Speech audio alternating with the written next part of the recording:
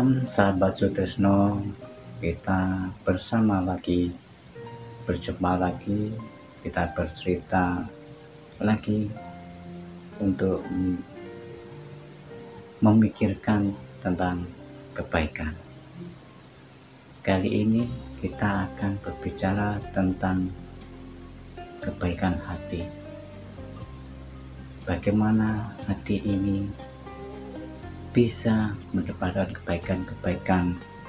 Tentunya hati harus diberi masukan, asupan-asupan seperti hanya tubuh kita, yang bila mana tubuh kita kekurangan asupan maka tidak sehatlah tubuh ini.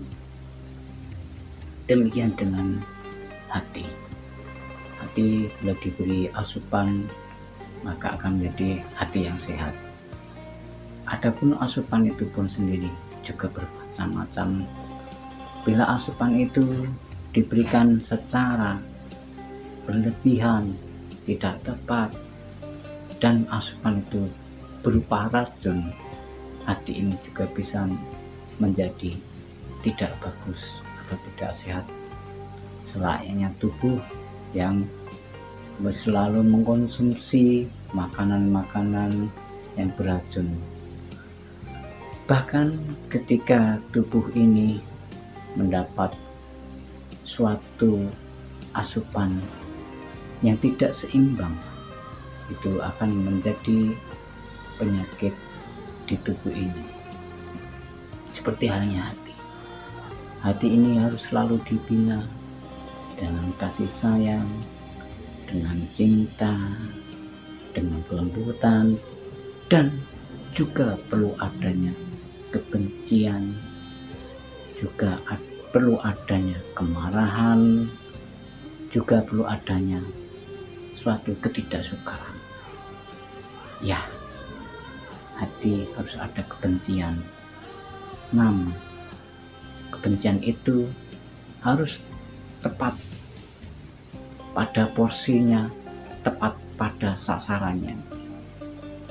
Seperti misalkan, hati ini harus membenci perilaku seseorang yang dimana perilaku itu mengembangkan tindakan-tindakan yang tidak baik.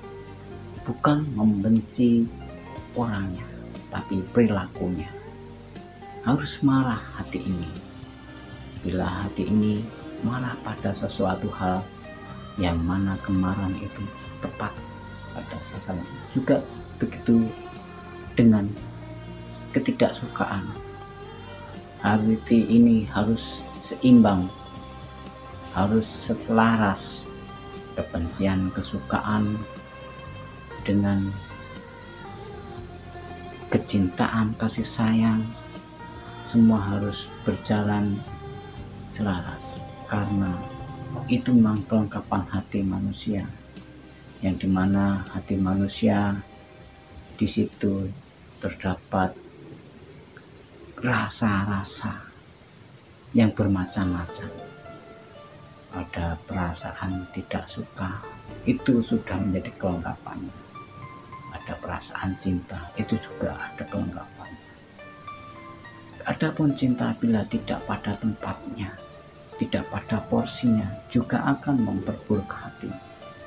Misalkan hati ini mencintai sesuatu hal yang buruk, atau mungkin mencintai hal yang tidak pantas, itu akan mengakibatkan kerusakan pada hati.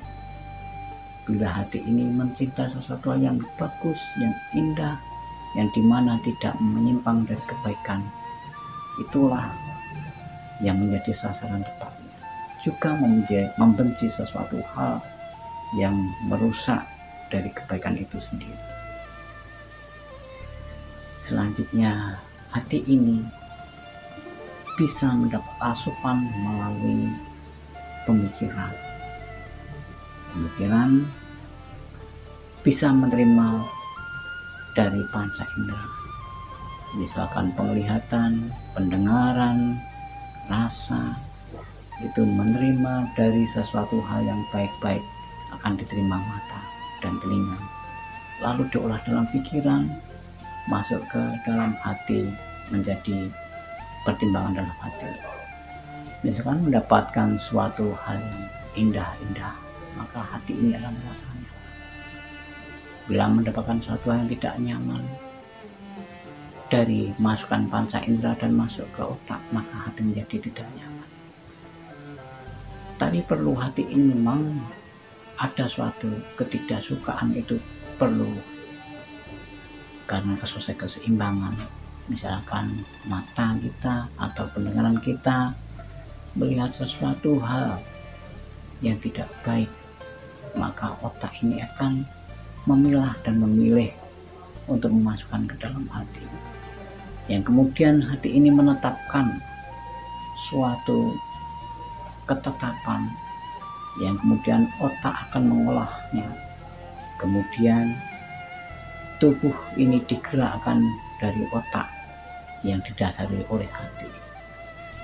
Sebagaimana contoh perumpamaan, hati adalah suatu pemimpin, yang mana otak adalah suatu alat pertimbangan, yang seluruh tubuh menjadi alat-alat kerja dari hati dan otak kita. Seperti misalkan suatu kerajaan, hati ini adalah raja, otak adalah panglima, dan seluruh tubuh adalah prajurit pasukan, yang mana tangan bergerak itu karena otak yang didasari dari hati. Maka bila mana hati ini buruk, maka seluruh tubuh akan menjadi buruk, otak dan seluruh tubuhnya akan menjadi buruk. Bila hati ini bagus, seluruh tubuh akan menjadi bagus, otak akan berpikir secara bagus, dan kerja-kerja tubuh akan bagus. Kaki melangkah ke arah bagus, mulut berucap akan bagus, mata melihat akan pilih yang bagus-bagus, tangan akan bergerak dengan bagus.